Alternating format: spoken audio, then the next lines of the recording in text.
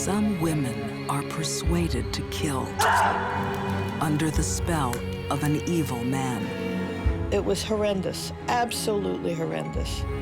Charles Manson turns hippie girls into bloodthirsty killers. I think she really enjoyed writing in the blood of her own murder victim. A vulnerable single mom falls for the wrong guy. Who would have thought a woman would commit a crime so brutal? And a dark devotion leads to sadistic child murders. This little girl screaming for a mummy and asking to go home. It was awful. These are deadly women who don't act alone. They're under an evil influence.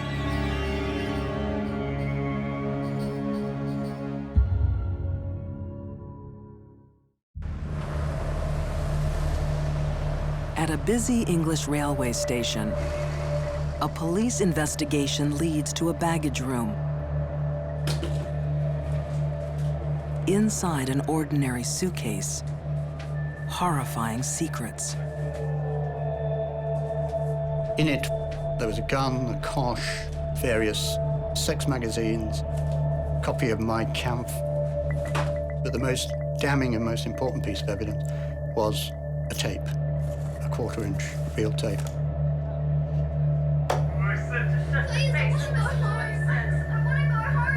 On the tape, a terrified girl begs for her life. This little girl is asking not to be tortured, screaming for a mummy and asking to go home. It was awful. A woman's voice can also be heard, torturing a young child to death. Her crimes will shatter a nation's innocence. Her name is Myra Hindley. What Myra Hindley did was evil. There is absolutely no doubt that Myra Hindley was the most reviled woman in Britain. Manchester, England, the early 60s. 19-year-old Myra Hindley is a quiet secretary, infatuated with co-worker Ian Brady. Myra was looking for someone to pull her out of her boring existence. And for her, Ian offered that. Soon, Ian Brady initiates Myra into his dark world. Brady flirts with Nazism and is a sadist. He gets sexual pleasure from the sufferings of others. She was ready to enter a sexually sadistic, sadomasochistic relationship with Brady. It didn't take much doing. He could teach her things she couldn't learn anywhere else. And she wanted to learn. Brady's deepest fantasies will give Myra the ultimate test of her love. He'd already begun fantasizing about crimes against children and fantasizing about committing the perfect murder. What he needed was someone to help him act that out, and that person was Myra Hindley.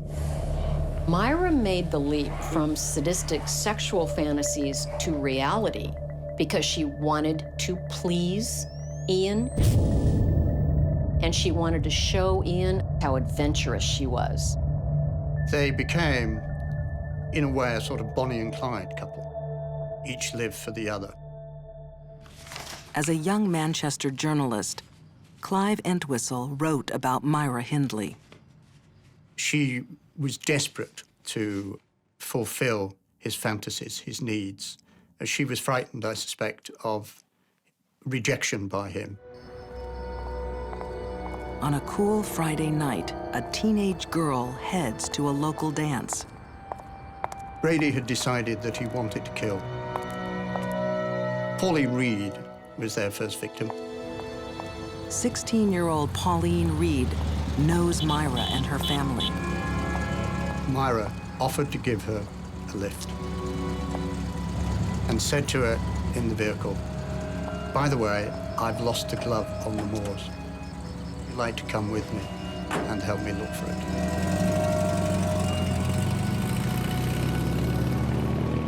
And that's how they got Pauline to the moors. The moors above Manchester were a special place for Ian Brady and Myra Hindley. They'd picnic there together. They'd have sex there. It was a very, very important place to them. Tonight, it's Pauline's time to die here. Because she trusts Myra.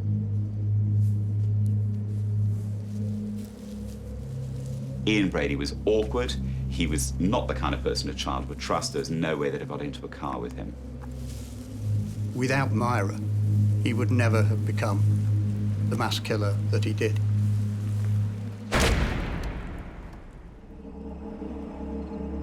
On the barren hillside, their depraved fantasies are unleashed. Pauline is brutally raped, tortured, and murdered.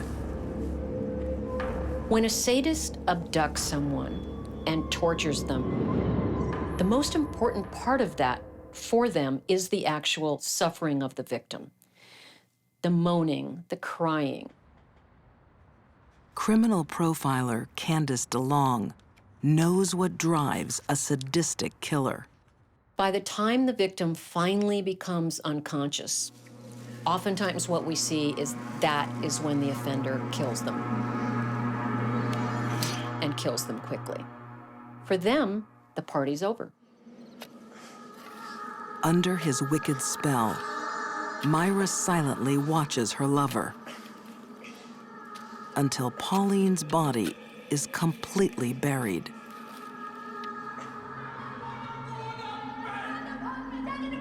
One of the clues to Myra's sadistic nature lies in her past. She's exposed to violence from an early age. Her father, Bob, boxing champion and barroom brawler, is a hard man. He used to beat her a lot. Her father was a very, very powerful influence on her life. What happened to you? She'd had basically a very tough personality type to start with. Keep him up. No, you do it to me. If you then combine that with a violent childhood, a childhood in which someone is taught how to fight, how to be aggressive, Hit me, Lou. Come on. then you end up with an unusual personality type. No. That's what I'm talking about. Myra fell in love with Ian because she was comfortable with violent, explosive men. In fact, she was attracted to them. For her, Ian equaled daddy, and she always wanted daddy's love. It's a love that Myra will kill for. The bringing together of Myra Hindley and Ian Brady unleashed an appalling set of criminal acts.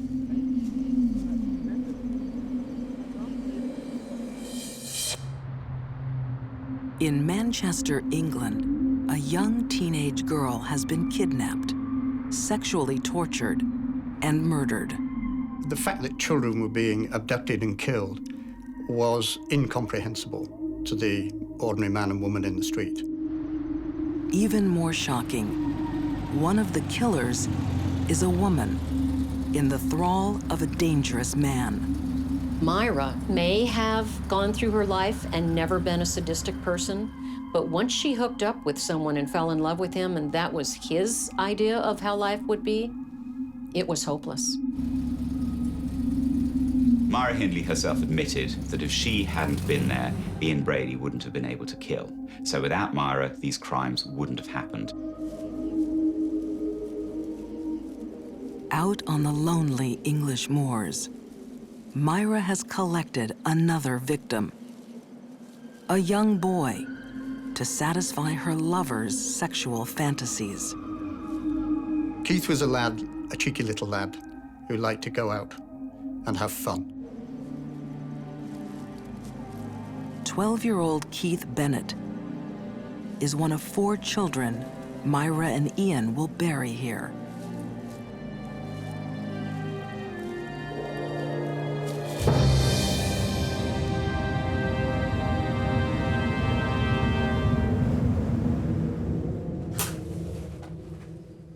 Keith's mother is Winnie Johnson. I'm a mother. It was my first lad, and I've got to find him, no matter what. Keith's body has never been found. I've had nightmares, I jump in my sleep. It's getting to me now, because I just can't get him back. Winnie will never forgive Myra Hindley. She shouldn't be on this earth. She shouldn't even be in heaven. She should be in bloody hell as far as you can send her. While Winnie Johnson holds on to her memories, Myra and Ian create their own.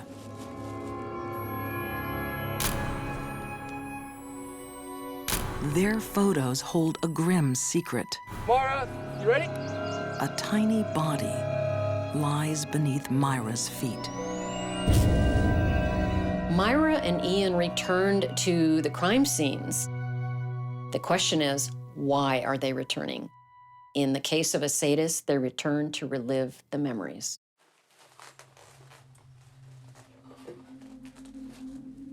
That's a good one, Nettie. But photos aren't enough.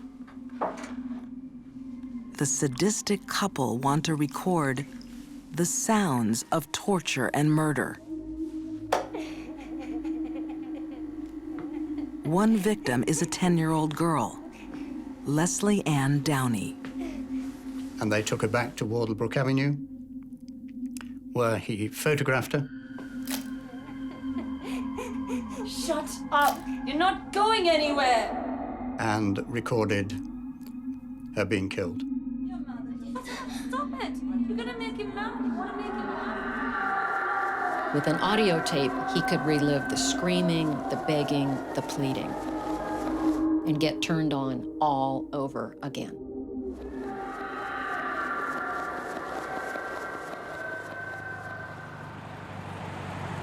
Cold, confident, and insatiable, Myra and Ian's killing spree becomes bolder. So he started to take these slightly mad risks, if you looked at what had happened before and how carefully planned he'd been. Dirty little bastard. Their next victim, Edward Evans, is invited to his own death This one's been the messiest one yet. in their living room. Evans was 16, 17, and he picked him up in a pub in Manchester.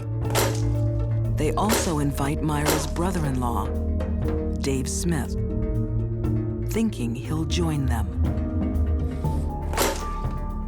Smith had no idea. He walked into it totally cold, totally unaware, and suddenly found he was involved in the most horrific scene with blood all over the place, a man's head being smashed in.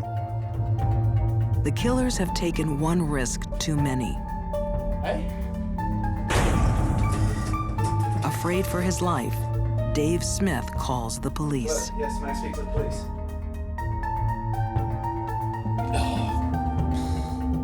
Edward Evans' body is discovered in Ian and Myra's home, along with a clue that will expose Myra and her lover as sadistic serial killers. Well done, Constable.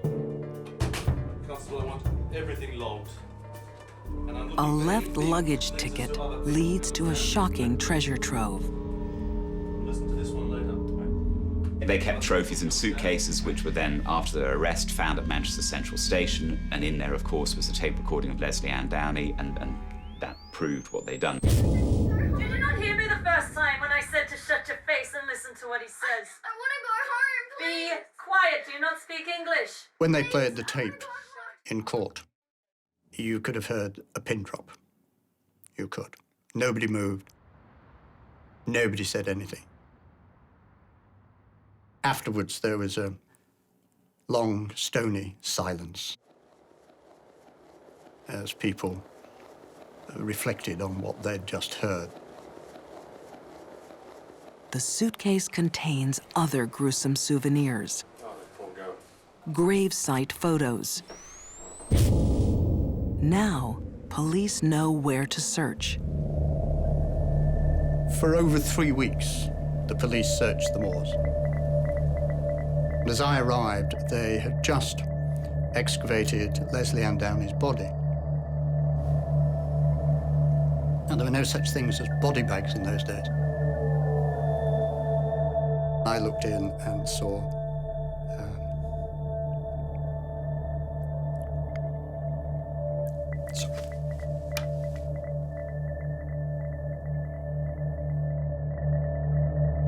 Despite their denials, the evidence is overwhelming. In May 1966, Myra Hindley and Ian Brady are jailed for life for 5 horrific murders. Hindley, if she had said, I was under his influence, and I was afraid he'd kill me if I didn't carry it out, could probably have ended up giving evidence against Brady and walked free. But she didn't. She just sat, cold-faced, and wouldn't say a word. It takes Myra 20 years to admit to the killings. In 2002, she dies in jail of respiratory failure. After her funeral, Myra Hindley's ashes are scattered over the wild moors, where she and Brady made love and killed. I think it's very difficult to say, was Myra Hindley sick or was she evil? She had a violent father. She met a sexually sadistic man who desperately wanted to be a serial killer. All those things came together and made her carry out some evil, appalling crimes.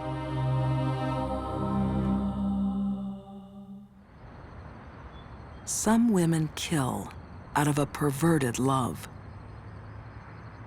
Others murder under a deadly illusion. Southern California, 1967. The summer of love is in full swing. At a hazy hippie party, one man dominates the room. We were all searching for something, and they were searching for something, and they apparently found it in him.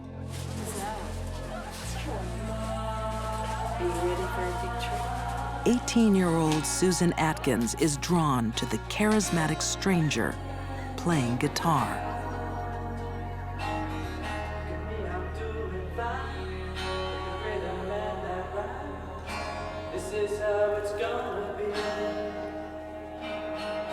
I think for Susan, Charlie was finally the man who saw how wonderful she really was. And together, they could do great things. Susan is being seduced by Charles Manson. Charles Manson, if nothing else, is a master manipulator of people. He ran into all these young people who were very naive and looking for something different than what their families and society could offer them. He knew that, and he used that to manipulate them. At 32, Charles Manson has already spent half his life behind bars. Prison has taught him how to manipulate and how to con. He played on people's weak points. He was con smart. He learned in prison how to play people, and he played on all these girls. Teenage runaway Susan Atkins is searching for a better life. Susan Atkins was probably the most troubled of the young women. She had been arrested, she had run away from home, and she really was kind of a discarded person. She was looking also for an answer in her life, and it came from Manson. At Manson's trial, reporter Linda Deutsch saw another young woman who fell under his dark influence. Patricia Krenwinkel was she was kind of a lost soul when Charlie Manson found her. She had had some drug problems, and as she would tell it, she met this magical man who played a guitar and who lured her into his spell. She comes across a man who is an expert at manipulating women. She didn't stand a chance. All those watchers, we don't need them. Tom isn't needed. See, everything's a play act. Everything's like a movie. I want you guys to Charles like Manson used a few things to influence and control the people that eventually became his family. Tom isn't needed. One of them was drugs. Another one was he fed into the part of their ego that needed someone to accept them and to guide them. The other thing he used was the permissive attitude at the time. Manson uses mind control. He's been in there too long. He is rewiring his cult to commit a crime that will shock the world. They had been so completely and thoroughly brainwashed by Manson that they did whatever he wanted them to do. His followers must murder and show no mercy. I'm not gonna give you any mercy, bitch! Los Angeles, August 1969. On a hot summer's night, a bloody chapter in history is about to be written by Charles Manson. The Manson murders were the most shocking crimes that had hit Los Angeles. The people who were killed were famous. But Manson won't do the killing. His girls will murder under his evil influence. You round people up. You come with me. With the help of fellow cult member Tex Watson.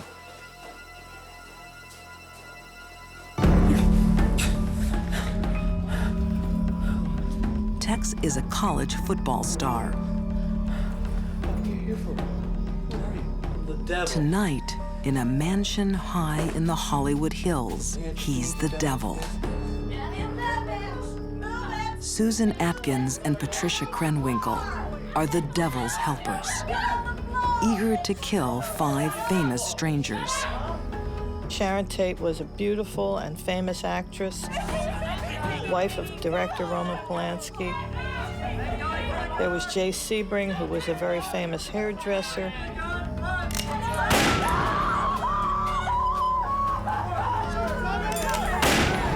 Abigail Folger, who was an heiress to a coffee fortune.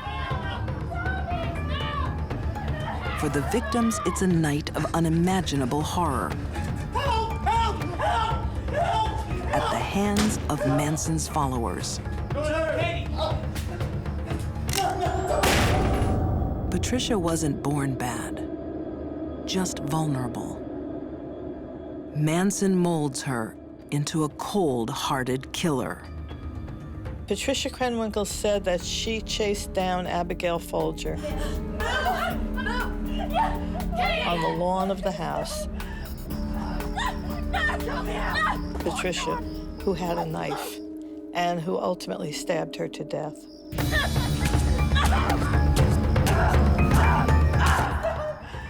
Susan saves actress Sharon Tate till last. It was quite chilling, quite unbelievable. No! She told of Sharon Tate pleading for her baby's life. No, I'm not gonna give you any mercy, bitch! And said that she told her, "Shut up, I don't want to hear about it."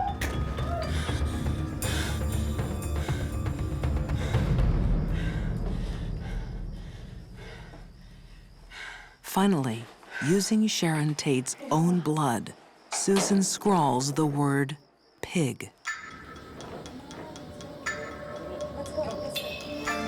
The Tate murders are part of Manson's insane prophecy. Helter Skelter. Helter Skelter was basically a race war between blacks and whites in the United States. Charlie felt that whoever won, he was going to be the leader. But it wasn't happening fast enough for him. So he instructed his followers to go into these affluent neighborhoods and murder these people. The night after the Tate killings, Manson wants to murder again. Yet another young woman will help him. 19-year-old Leslie Van Houten, a little girl lost. Leslie Van Houten was the most unlikely Manson family member.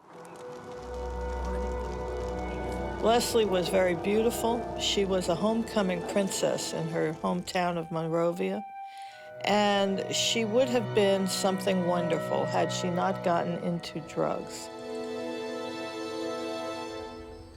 Leslie played a very active part in the murder at the LaBianca home.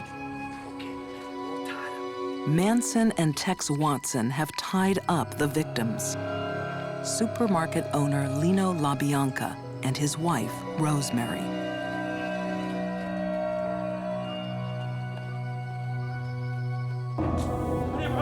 Manson wants to trigger a race war by making it appear that African Americans are slaughtering wealthy white victims.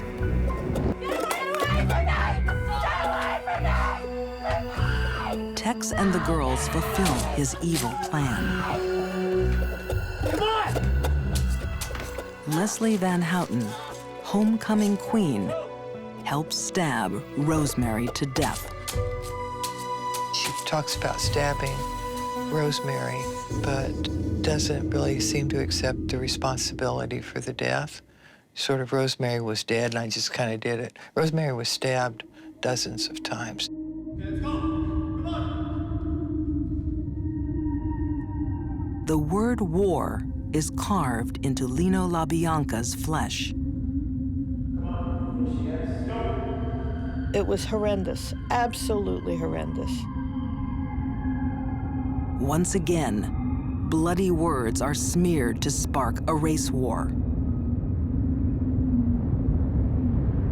But Helter Skelter never eventuates. Manson's madness is ended by a prison boast. Jailed for another crime, Susan Atkins can't keep quiet about her part in the killings. She was in jail on another charge, and she bragged to her cellmate about the murder she'd been involved in. The Tate murders. The Tate murders. This boastfulness actually broke open the entire case. Charles Manson and his followers are charged with murder over the Tate and LaBianca killings. When he was on the stand, he said that he had learned something important in prison. He had learned to tell people what they wanted to hear about themselves. And that was his magic. If you wanted to hear you were beautiful, he told you were beautiful. If he wanted to hear you were smart, he told you were smart. That was how he lured people into his web.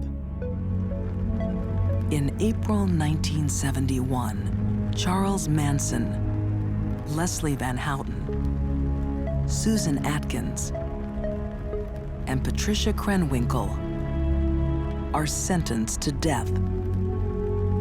But the death penalty was outlawed shortly after, and all of the sentences were commuted to life. Behind bars, the women are finally freed of Manson's mind control. Well, all of them were remorseful in the end. I think that once they were isolated from Manson, They basically detoxed in prison from this brainwashing they had been under. It's very sad to see how many lives were wasted, let alone the murder victims. These women are rotting away in prison because they allowed themselves to be influenced by Charles Manson.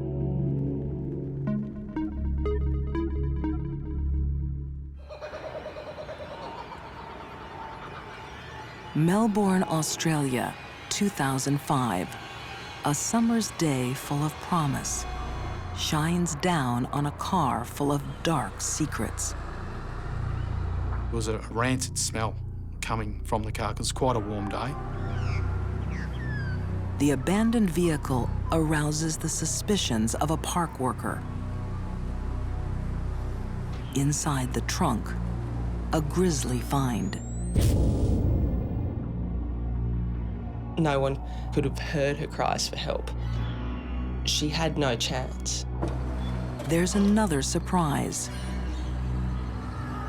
After 5 days locked in the trunk, the woman is still alive. Hello? Hello, can you hear me? Hello? I couldn't believe that she was alive, but she was. What will shock everyone is who did this and why. Who would have thought a woman of that profile could commit a crime so brutal and cold? Tanya Herman is looking for love. The 36-year-old has a young daughter and 2 failed marriages. Tanya was basically a hard-working single mum who was unfortunately vulnerable to manipulation. Some people are highly susceptible to being influenced by others because they lack a basic, solid core of their own personality. A simple mouse click changes Tanya's life in ways she can never imagine. It's a singles ad for a wealthy construction boss named Joe.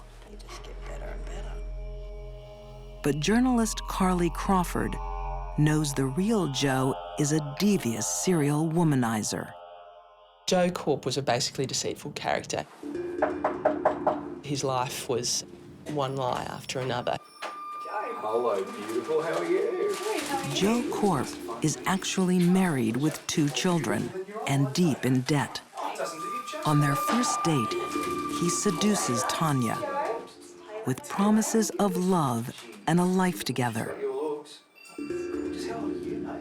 He was certainly a very engaging personality, but a dangerous one at the same time.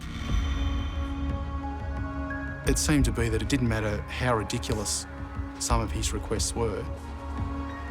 What's this? Put it on for me. She was more than willing to do anything to please him. Beautiful. I'll take some photos. Go on.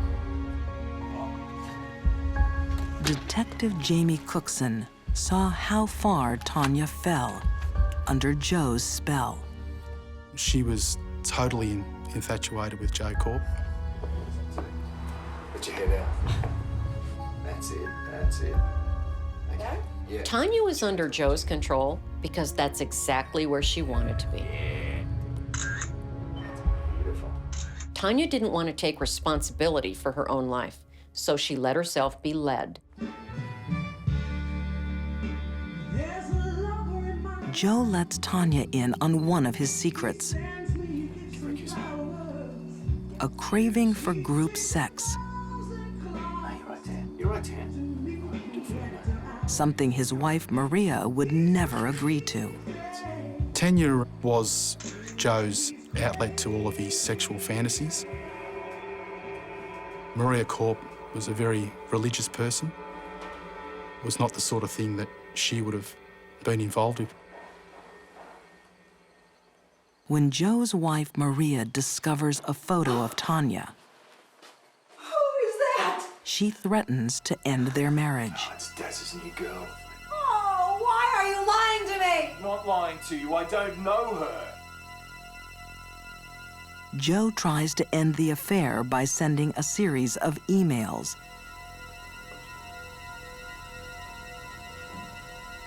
Faking his own death. That correspondence said that he died in a car accident in Barcelona. But Joe changes his mind. He wants her back. And despite the heartbreaking lies, Tanya returns to his side.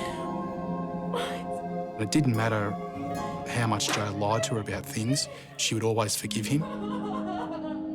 Joe's action of faking his own death to a woman who was deeply in love with him and then re-emerging and saying he was only injured was a master manipulation of her heart. With Tanya hopelessly in his thrall, Joe comes up with a more sinister plan. He wants his wife, Maria, to die at the hands of Tanya. To retain his affections, this is what she felt she needed to do. She felt she had no other choice.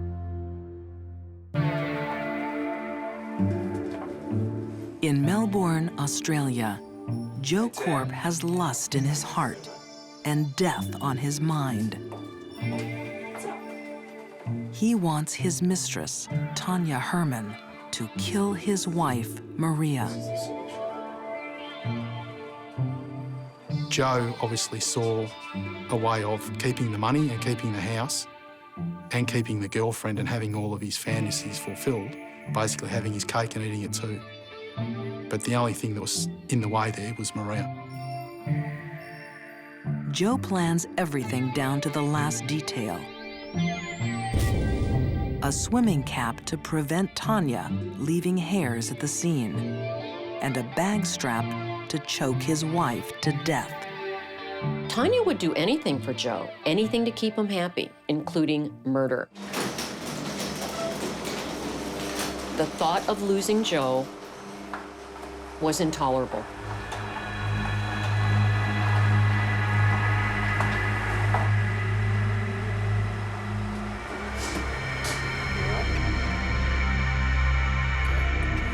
Joe Korp lets Tanya into his garage to lie in wait for Maria. His chilling parting words. And don't let the bitch come out of here alive.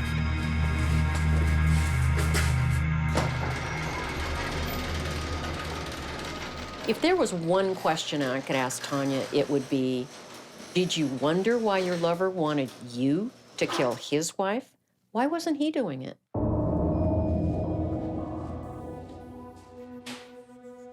Maria came out to get into her car in the garage to go to work as she normally did every other day. Tanya snuck up behind her, placed the bag strap over her neck and started to strangle her.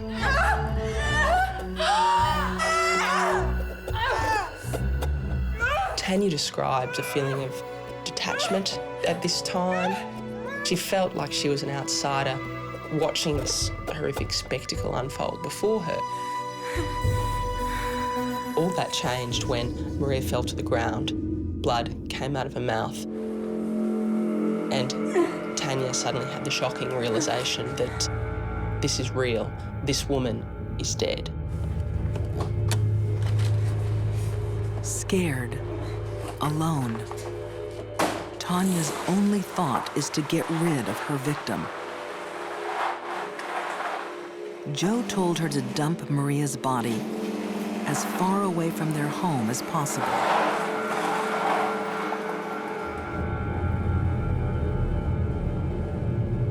Then she hears sounds coming from the trunk. Tanya Herman thought that while she was driving along the highway, she could hear moans. Unconsciousness can occur very rapidly whenever there's compression of the blood vessels in the neck. Now, this would mean that her breathing would be so shallow and she was so limp that the perpetrator was not smart enough to check for a pulse to see if her heart was still beating. As Maria gasps for breath, a panicked Tanya abandons the car in a quiet street.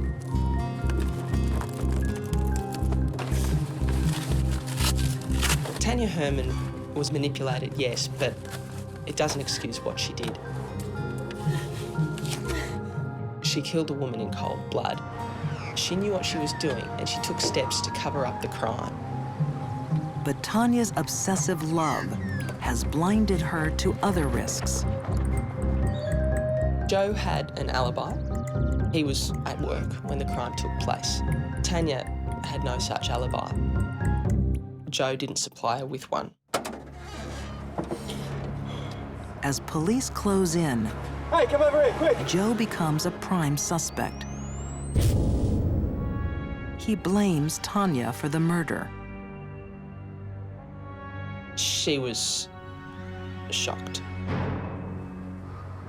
Joe would never say that. He's prepared to testify and he's prepared to stand up in court and say She felt betrayed and she washed her hands of Joe from that moment.